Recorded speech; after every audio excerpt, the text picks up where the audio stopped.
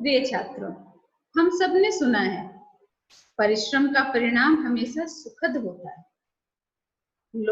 सोना जो है वो आग में तप कर ही निखरता है। उसी तरह मनुष्य भी परिश्रम करके कठिनाइयों को सहकर ही अपने जीवन में सफलता के उच्चतम स्थिति को, उच्चतम स्तर को प्राप्त करता है। चलिए इससे संबंधित एक कहानी सुनते हैं। किसी नगर में एक शिल्पकार रहता था। शिल्पकार जानते हैं, जो मूर्तियां बनाते हैं, तरह तरह की पत्थरों को तराश कर मूर्तियां बनाते हैं, उन्हें शिल्पकार कहा जाता है। एक बार वो पत्थर की तलाश में एक जंगल में गया। जंगल में उसे एक बहुत बढ़िया सा पत्थर मिला। वो उसने उसे रख लिया। चलकर मैं मूर्ति बनाऊंगा, अच्छी सी मूर्ति बनाऊंगा। जब वो लौट रहा था तो रास्ते में उसे एक और पत्थर मिल गया। वो बहुत खुश हुआ, चलो एक से अच्छा दो, अब मैं दो दो मूर्तियां तैयार कर लूंगा। उन पत्थरों को लेकर वो घर पहुंचा। उन्हें साफ करके उन पर मूर्तियां बनाना आरंभ कर दिया उसने। लेकिन ये क्या, जैसे ही उसने उस पत्थर पर अपने औजार, छेनी, हथौड़ी चलाए, वो पत्थर चीखने लगा, कराहने लगा, बोला मुझ पर चोट मत करो, मुझे बहुत पीड़ा होती है। यदि तुम इसी तरह अपने औजारों को मुझ पर चलाते रहे तो मैं टूट जाऊंगा, मैं बिखर जाऊंगा, मैं बर्बाद हो जाऊंगा। तुम्हारे पास तो कितने पत्थर हैं, क्यों ना तुम किसी और पर ये कार्य करो। शिल्पकार दयालु था, उसने छोड़ दिया उस पत्थर को। कहा कोई बात नहीं, मैं दूसरे पे बना लूंगा, मुझे मूर्ति तो बनानी है। दूसरा पत्थर उठाया और उस पर वो तराशने लगा। अपने छीनी हथौड़ी से कार्य उसने आरंभ कर दिया। पीड़ा तो उस पत्थर को भी हो रही थी, लेकिन वो मौन रहा और कुछ ही दिनों में एक बहुत सुंदर भगवान की प्रतिमा बनकर, मूर्ति बनकर के तैयार हो गई। इतनी सुंदर प्रभु की प्रतिमा बनी, शिल्पकार देखता ही रह गया। जब गांव वालों को पता चला तो वो वहां के मंदिर के लिए, एक नए मंदिर का निर्माण करवा रहे थे, उसके लिए उन्हें उस मूर्ति की आवश्यकता थी। वो ले गए मूर्ति, आए, बोले भाई मूर्ति मुझे दे दो। शिल्पकार ने बेच दी। उसकी तो आजीविका का साधन वही था, मूर्तियां बेचकर पैसे कमाता था, जिससे उसका घर चलता था। उसने बेच दी। तभी गांव वालों की नजर उस दूसरे पत्थर पर पड़ी जिसने मना कर दिया था मुझे मत तराशो, उस पर पड़ी। गांव वालों ने कहा जब हम मूर्ति ले जाएंगे, पूजा पाठ करेंगे, तो नारियल फोड़ने के लिए भी तो एक पत्थर की आवश्यकता होगी, क्यों ना इसी पत्थर को लेते चले। गांव वालों सबने स्वीकृति दे दी, ठीक है।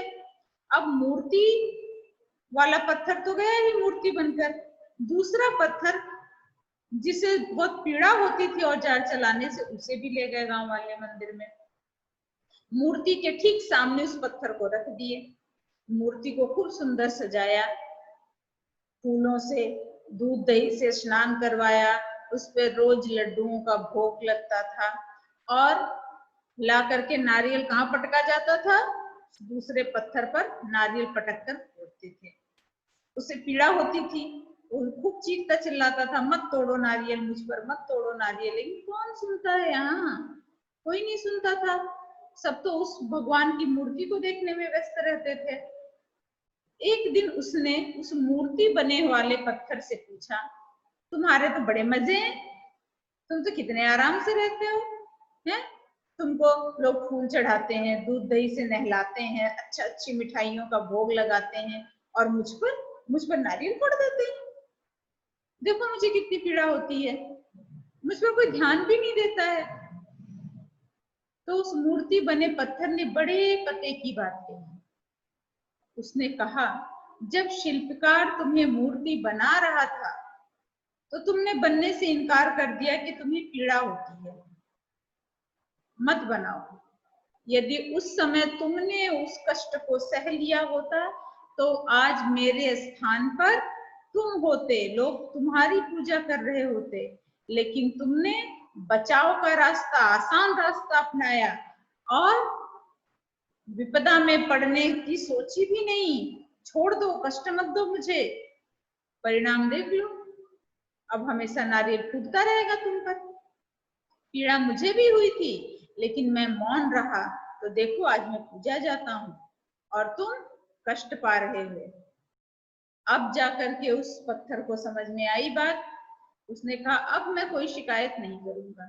धीरे धीरे लोग जो नारियल फोड़ते थे उसका पानी भी उस पत्थर पर गिरता था। धीरे धीरे लोग वहां पर दिनों बाद उस पर लोग भोग रखने लगे, फल फूल मिठाइयां उस पर भी रखने लग गए।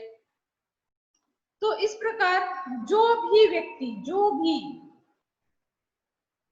व्यक्ति कष्ट सहने से बचना चाहता है, काम चोरी करना चाहता, भविष्य में उसे बहुत कष्ट भोगना पड़ता है। इसलिए बच्चों, इस कहानी की सीख यही है कि हमें कष्ट से, कठिनाई से, विपदा से घबराना नहीं चाहिए, उसका डटकर सामना करना चाहिए, तभी हम महान बन सकते हैं। आज आपके पढ़ने के दिन है, आज कोरोना की वजह से हम कष्ट में हैं, फिर भी हम काम करते हैं। माना आपको बहुत कष्ट हो रहा, हमें भी हो रहा है, लेकिन बेटा जो व्यक्ति आरंभ में कष्ट सहता है, कठिनाइयों को, चुनौतियों को झेलता है, उनका सामना करता है, भविष्य में वो सुख और समृद्धि को पाता है। और जो बालक, जो बच्चा, जो व्यक्ति आज कोताही बरतेगा, काम चोरी करेगा, भविष्य में लंबे समय तक उसे कष्ट भोगना पड़ता है। इसलिए बच्चों मेरे, आप खूब परिश्रम करें, खूब परिश्रम करें और जीवन में उत्कृष्ट स्थान को प्राप्त करें। आसानी से कुछ भी जगत में नहीं मिलता, सबके लिए कष्ट करना पड़ता है, संघर्ष करना पड़ता है। तो संघर्ष से न घबराएं और एक दिन उस मूर्ति की तरह आप पूजे जाएं। कष्ट को आज सहें, भविष्य में सुख प्राप्त होगा। और यदि आज आसान तरीका अपनाएं, काम चोरी करेंगे तो जीवन भर नारियल ही फूटता रहेगा। इसलिए मेरे बच्चों, अपना ध्यान रखें, स्वस्थ रहें, प्रसन्न रहें और खूब परिश्रम करें। धन्यवाद।